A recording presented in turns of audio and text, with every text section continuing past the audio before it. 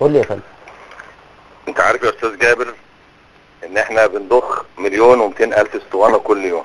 تمام. حدث الاتي.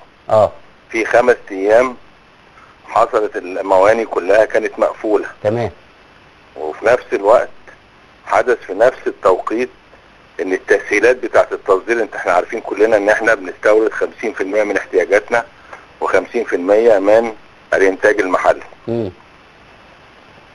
المواني كان الناقلات بتاعت البوتاجاز المستورد اللي كانت اتحركت من مواني التصدير قبل النوة ووصلت المواني ما عرفتش تفرغ. وفي نفس الوقت التسهيلات بتاعت التصدير اللي احنا بنستورد من دول في البحر المتوسط زي الجزائر، زي في حاجات معينة تيجي من دول معينة كده في البحر المتوسط برضك حصل عندها مشكلة في التصدير. تمام. فتسهيلات التصدير في النوات وقفت. المواني عندنا هنا كانت قافلة.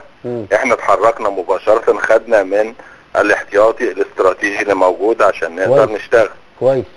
ده اللي اثر في اختناقات معينة. ده في نفس الوقت ان كان حصل في نفس الوقت ان حتى السيارات اللي بتنقل البوتاجاز الصب حركة الشحن من مصانع التعبئة للمستودعات ومن شركة بتروجاز عشان تدي مصانع التعبئة في نفس القصة كان في شوية اختناقات نتيجة سوء الاحوال الجوية حتى في حركة الشحن. احنا عايزين نطمن الناس ان احنا دلوقتي عندنا حضرتك في النهاردة تم تفريغ في ميناء الاسكندرية، تم تفريغ 8,500 طن. 8,500 طن بوتاجاز صب. 8,500 طن في ميناء اسكندرية. تمام. وفي نفس الوقت ميناء السويس النهاردة بندفع يعني وصل فعلا المواني 6,400,000 طن.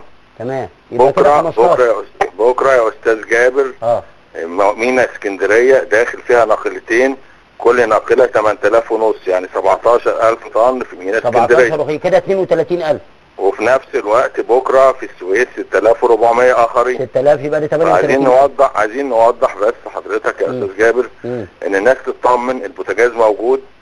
في نفس الوقت زي ما انت عارف لما حصلت شوية اختناقات انت عارف ان حضرتك ان في تجارة موازية، يعني في ناس منتظرين. ما هو انا بقى يا استاذ حمدي معلش مع احترامي وانت راجل بقى يعني خبرة طويلة في الموضوع ده. تحت امر. انا يعني هو ليه اسيب الموازي ده؟ ليه وانا عارفه ان هو بيلعب في السوق وبيشيل الحاجات دي للعوزة، انا اسيبه ليه؟ الموازي حاليا دلوقتي وزارة التموين بتقوم بدور تجديد الرقابة، وفي تعليمات صدرت من وزارة التموين وفي تنسيق ما بين الوزارتين، لان انت عارف الضبطية القضائية بتخص رجال المباحث التموين ومفتش التموين. بالفعل هم دلوقتي بيعملوا مجهود ضخم عشان يقدروا يشددوا الرقابة على المستودعات، عشان يقدروا حضرتك يمنعوا هذه التجارة، لان الناس بتحقق مبالغ طائلة من انابيب البوتاجاز. انبوبة البوتاجاز بتتكلف حوالي 75 جنيه بتتباع المفروض في المستودع ب 8 جنيه تصل للمواطن المفروض ب 12 جنيه. وحتى لو وصلت ب 15 ما بقاش فيه مشكلة. تمام. لكن دول بيحققوا مبالغ ضخمة. وفي نفس الوقت يا استاذ جابر ودي حضرتك التقارير جاية من مديريات التموين او من نفس المحليات. في بعض انت عارف بقى حضرتك مزارع الدواجن دلوقتي الجو سخن جدا ساقع جدا. وبالتالي في برضك كميات من انابيب البوتاجاز اللي هي غير مخصصة للاغراض التجارية بيتم حضرتك تداولها في بعض مزارع الدواجن. فده طبعا كل دوت في فترة الاختناق واحنا شغالين على الاحتياطي وشغالين على الانتاج المحلي. فدلوقتي احنا بنبني تاني الاحتياطي اللي موجود المخزون الاستراتيجي، وفي نفس الوقت بندفع كميات متزايدة من البوتاجاز عشان نقدر نعمل اشباع للسوق. لان احنا قدرنا الحمد لله في خلال الشهر الماضي المنصرم دوت لم تحدث اي اختناقات، وبالتالي الناس اللي هم بيشتغلوا في القصة دي في التجارة الموازية والسوق السوداء ما حققوش الغرض من تواجدهم. هم استغلوا فترة الاختناق اللي حصل ودي نتيجة كذوب. هو احنا مش عارفينهم دول يا استاذ حمدي؟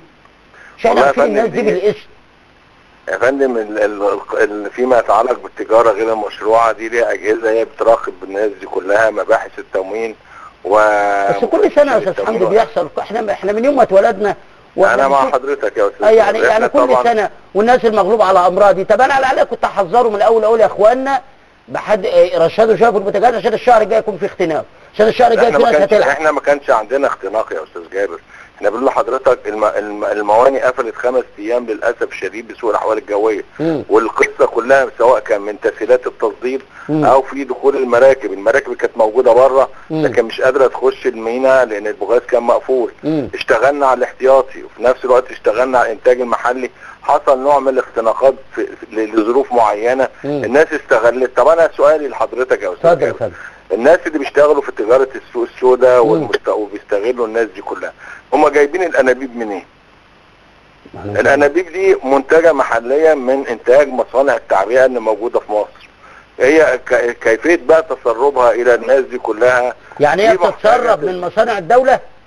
مش من مصانع، احنا بنقول انتاج الاسطوانات بتنتج في مصر. ايوه، يعني نفترض انت اكبر مستودع عندك فين؟ مش في مصر يا استاذ جابر؟ احنا لازم حضرتك الناس تعرف برضك ان مصانع التعبئه 50% منها تتبع شركه بتروجاز اللي هي مملوكه لقطاع البترول، وفي 50% من هذه المصانع تتبع القطاع الخاص والمحليات. 90% من مستودعات البوتاجاز